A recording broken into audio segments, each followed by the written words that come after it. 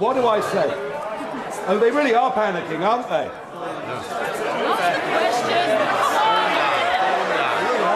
Something wild just happened in Parliament that has everyone talking. Nigel Farage and Keir Starmer just had one of the most heated exchanges we've seen in months, and the fallout is massive. Let me take you through exactly what went down. I will not tolerate such behaviour. If you want to go out now, but if you stand again, I'll lord you out. Make your mind. So here's the setup. Prime Minister's questions was already tense. You could feel it in the room. Labour MPs were still dealing with bad news from last week. Immigration numbers came out showing a 23% jump in small boat crossings compared to last year. That's a huge increase. The Conservatives were ready to attack, and then Nigel Farage stood up. Now when Farage stands up in Parliament with that look on his face, everyone knows something big is coming. The whole chamber went quiet. MPs stopped shuffling papers. Even the Speaker leaned forward. Everyone was waiting to see what would happen next. But here's where things get interesting. Farage didn't get to say what he wanted. Instead, Keir Starmer went after him first, and he didn't hold back. Starmer accused Reform UK of being what he called Kremlin cronies. Those are strong words. He was talking about Nathan Gill, who used to lead Reform in Wales. Gill was recently convicted of taking money from Russia to spread their propaganda. That's a serious crime.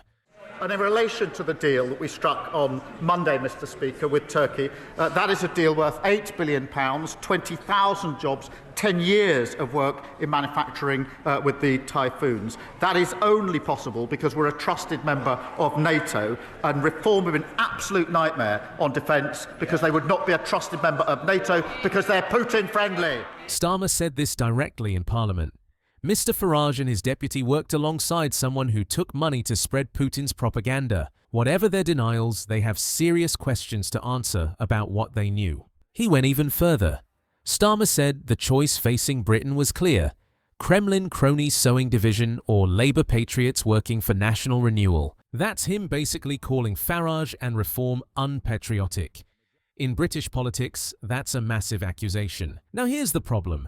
When someone mentions you in Prime Minister's questions, you can't just stand up and respond. That's not how the rules work. You need to wait your turn. And Farage was furious about this. Right after the session ended, Farage went straight to social media. He posted on X, formerly Twitter, and you could tell he was angry. Yet another session of PMQs where I get mentioned but can't respond. There is not much point me even being there. Think about that for a second. The Prime Minister just accused him of working with people connected to Russia, and he couldn't say anything back. He had to sit there and take it while millions watched on TV. But this fight between Farage and Starmer isn't happening in a vacuum. There's a much bigger story here about what's going wrong for the Labour government. Keir Starmer won the election over a year ago with big promises. He said Labour would bring change. He said they would fix things. He said they would be different from the Conservatives. But right now, things aren't going well.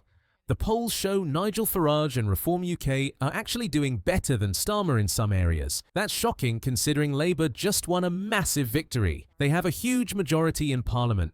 They shouldn't be worried about anything until the next election in 2029. But they are worried. And there's good reason for that worry. Last week was an absolute disaster for the government. First, those immigration numbers came out. Small boats crossing the English Channel are still coming. In fact, more people have crossed this year than all of last year. That's embarrassing for a government that promised to get tough on immigration, but it gets worse, much worse. There was one migrant who got deported to France under the government's new policy. They made a big deal about it. They said it was proof their tough new rules were working. Then, less than a month later, that same person came back to Britain on a small boat. You can't make this stuff up. Then on Friday, something happened that made everything even worse. An asylum seeker who was in jail got released by mistake. This wasn't just any person. He had been convicted of sexually assaulting a teenager. His crimes had caused huge protests across Britain over the summer.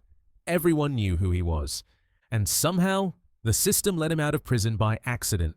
The government had to spend the whole weekend trying to find him. Police were searching everywhere. It was all over the news. He finally got arrested again on Sunday morning, but the damage was done. Farage immediately called Britain broken. And honestly, a lot of people agreed with him. One Labour MP who was knocking on doors over the weekend said it was deeply damaging. This MP asked to stay anonymous, but told reporters that it's playing into the hands of reform that Britain is ungovernable by traditional parties.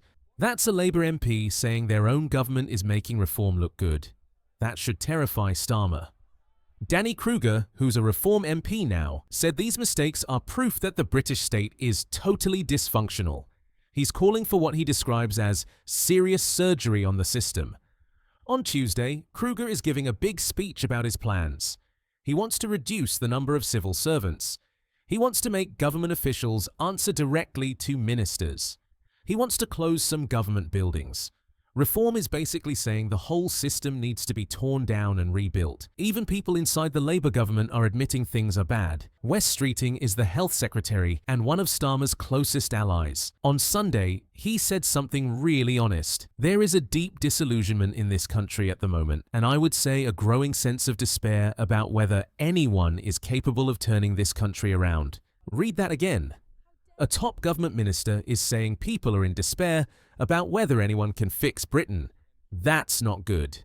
A parliamentary committee released a report on Monday that tore apart the Home Office. That's the government department that handles immigration and border control. The report said the Home Office has wasted billions of pounds on an asylum system that is failed, chaotic and expensive. So you've got the Prime Minister's own team admitting the country feels broken. You've got Parliament saying billions have been wasted. You've got major mistakes happening every week. And you've got Nigel Farage and Reform UK climbing in the polls. The polling numbers tell a really clear story. YouGov asked people which party is best at handling immigration. 36% said Reform, only 10% said Labour, only 6% said the Conservatives. Reform is beating the government by almost 4-1 on the issue that matters most to voters right now. That's incredible. Remember what happened to Rishi Sunak? He was Prime Minister before Starmer. He promised to stop the small boats. He made it his top priority. He failed, and the Conservatives got destroyed in the election. Now Starmer is making the exact same mistakes. The boats are still coming. The system is still broken, and people are losing faith fast. Rupert York used to work for Rishi Sunak as Deputy Chief of Staff. He knows what happens when you can't fix these problems. He said the recent disasters are yet more evidence for the public that the British state is completely broken. Then he gave Starmer a warning. He said, worrying about a lack of vision, which MPs understandably demand, is missing the point. The government has to instead focus on solving these knotty problems which are so ingrained in the public psyche. Otherwise, they are in deep trouble, and support for reform will continue to grow. That's someone who watched his own government collapse, giving advice to the current government. And the advice is simple. Fix the actual problems or lose. Starmer tried to fight back by attacking Farage over the Russia connection. And yes, having someone in your party taking Russian money is bad. Farage said he was shocked by what Nathan Gill did. He said, every single political party has a bad apple. But here's the thing. People care more about whether they can afford to heat their homes than they do about political scandals. They care more about whether the borders are controlled than they do about who worked with who 5 years ago. And right now, on those issues that actually affect people's daily lives, the government is failing. Reform also had its own problems this week. One of their MPs said something racist about being driven mad by advertisements featuring black and Asian people. Farage called those comments ugly and wrong at a press conference on Monday. Labour MPs hope this will slow down reform's momentum. One Labour MP said it stemmed the bleeding over the weekend, but political experts aren't so sure. The truth is, every time there's a story about immigration or small boats or border failures, it helps reform. It puts the conversation on their territory, and that's exactly where Farage wants it. So where does this leave us? Starmer attacked Farage in Parliament and couldn't get a response. That might feel like a win, but outside Parliament, in the real world, reform keeps growing stronger, while Labour looks more and more like they don't know what they're doing.